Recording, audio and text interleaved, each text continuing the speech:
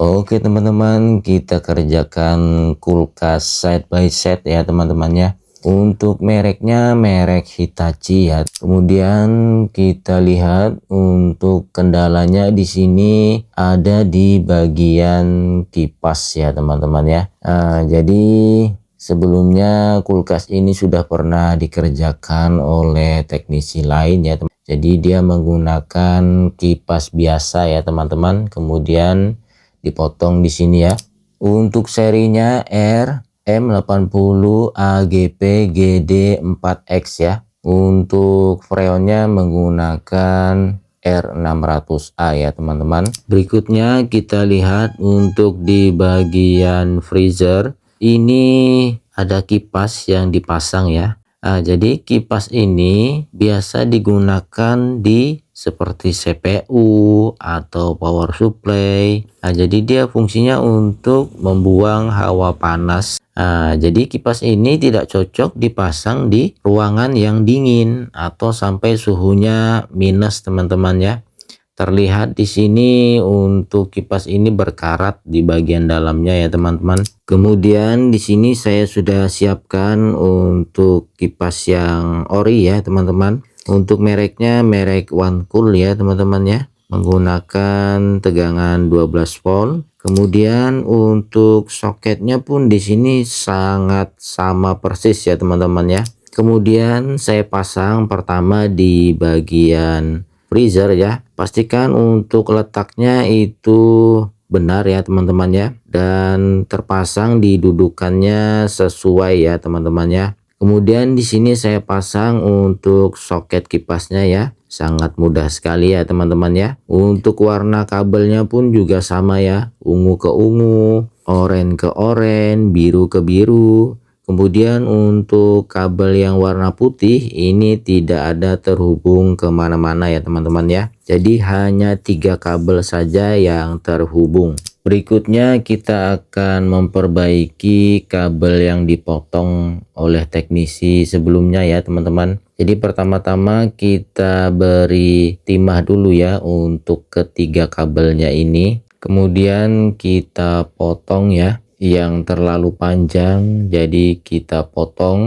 Berikutnya kita tinggal sambung saja ketiga kabel yang dipotong menuju ke soket kipas 12 volt ya.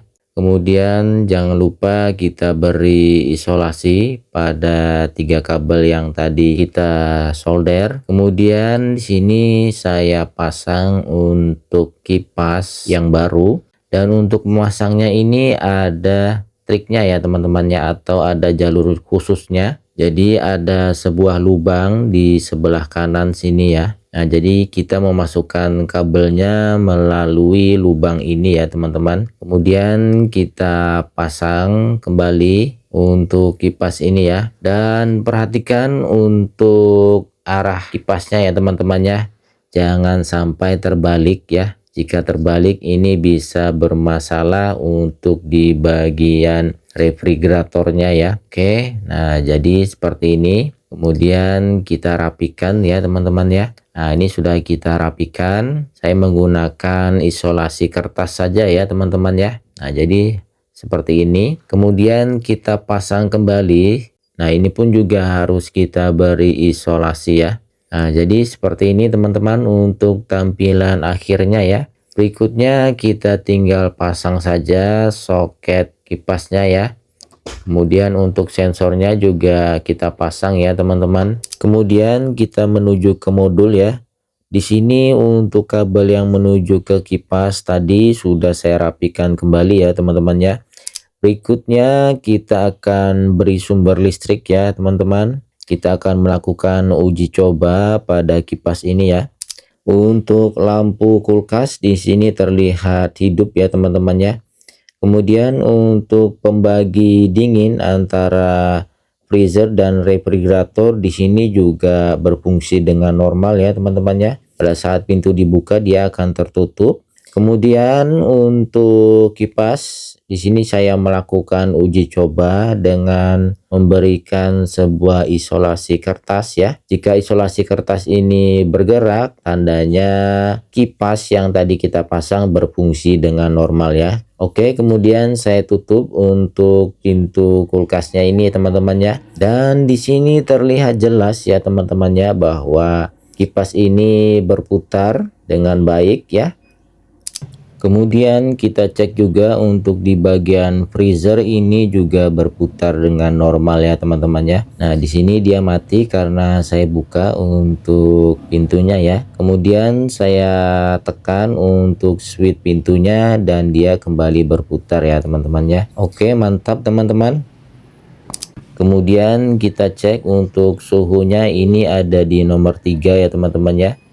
Jadi kita kembalikan saja ke nomor 3. Oke, kemudian untuk suhu di freezer ini nomor 5 ya teman-teman ya.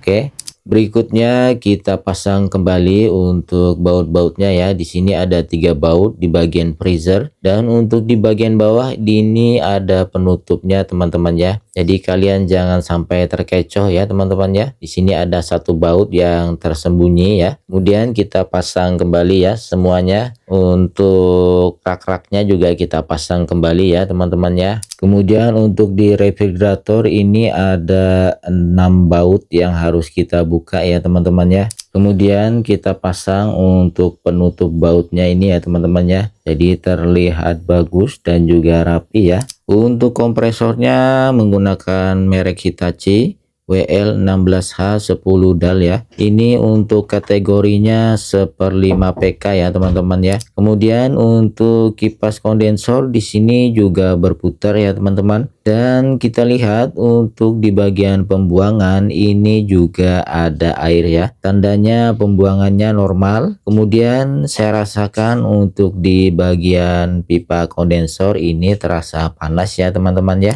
Dan untuk filter dryer di sini saya rasakan juga terasa panas ya teman-teman ya. Tandanya ini untuk sistem pendingin bagus atau normal ya teman-temannya, tidak ada masalah ya. Dan untuk bagian yang kita kerjakan ini ada di bagian kipas tadi ya teman-teman ya. Terlihat jelas untuk di diagramnya ya teman-teman. Kemudian kita tutup kembali untuk cover bagian belakang ini ya. Kemudian untuk cover di bagian modul juga kita tutup ya teman-teman ya. Kemudian kita cek ulang kurang lebih 1 tahun lebih ya teman-teman ya. Jadi kulkas ini masih berfungsi dengan normal ya teman-teman ya. Mantap sekali ya untuk servisan kita ya teman-teman. Untuk di bagian refrigerator di sini sudah dingin ya teman-teman. Mantap, sangat normal sekali ya untuk rak-raknya. Kemudian kita lihat untuk di bagian sayur di sini juga sangat normal sekali ya teman-teman ya. Kemudian kita cek untuk di bagian freezer ini sangat sempurna sekali ya teman-teman ya. Untuk air-airnya ini sudah keras ya teman-teman ya. Untuk makanan dan minuman juga sudah beku di sini ya teman-teman ya. Jadi terlihat jelas untuk di rak kacanya ini ya teman-teman ya. Jadi terlihat sangat dingin teman-teman ya. Mantap teman-teman. Oke, baik, cukup sekian video dari saya. Semoga video ini bermanfaat. Sampai jumpa di video berikutnya. Salam servis kulkas Samarinda.